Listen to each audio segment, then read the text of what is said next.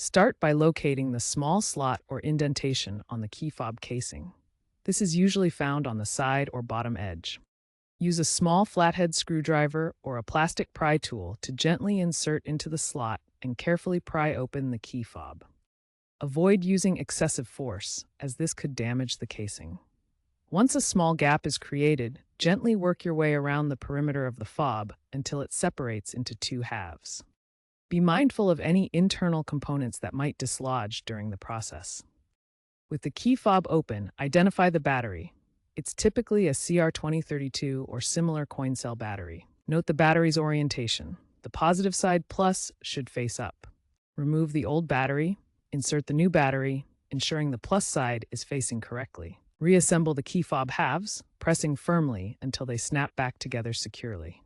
If you're experiencing keyless ride not detected issues, ensure the battery is fully charged and correctly installed.